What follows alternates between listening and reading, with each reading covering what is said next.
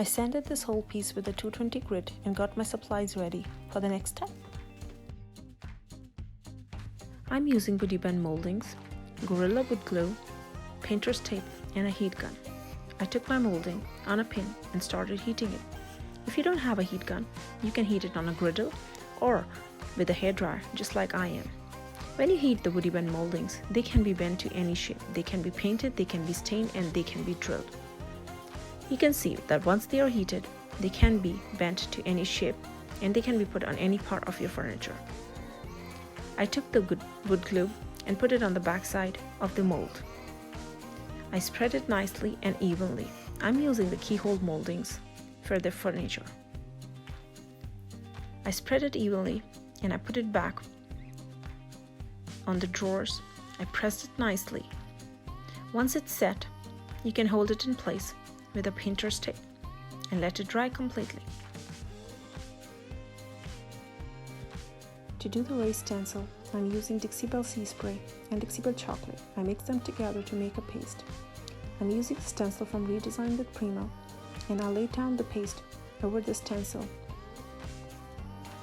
And here you have a beautiful stencil look, no smudges. And here is the dresser with raised stencil and molds. Here are the products that I used on the dresser. Let's create a black wash look with Dixie Belle Midnight Sky. I'm using the Dixie Belle Flat Medium brush and I'm trying to spread little by little paint on this drawer. The brush is damp, but I'm not using any water to spread the paint. When you come to the mold, you lay more paint on the mold because it's much lighter color and you want to cover it completely. Once you lay down the paint on the dresser, you start spreading it as much as you can without using any water. So at some areas you will see Midnight Sky is heavier, while at the other spots it's much lighter. And that's what we are looking for a black wash which is more natural. Once you finish the black wash, go from one end to another, spreading the paint evenly so that you see no brush strokes in between.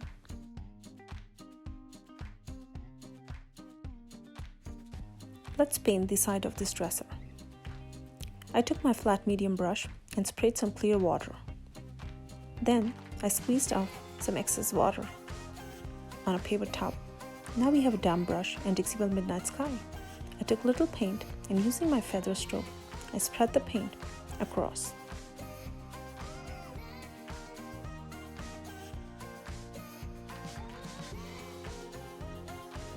Now let's paint the base of this dresser. We are painting it vertically. Using the same damp brush in Midnight Sky, I started spreading the paint. Again, in subsections you will see that Midnight Sky is laying heavier, while at others it's lighter. If you want to make it heavier, you can do a dry brush once it dries. If you want to distress it, you can use the wet distressing method, or you can just sand it.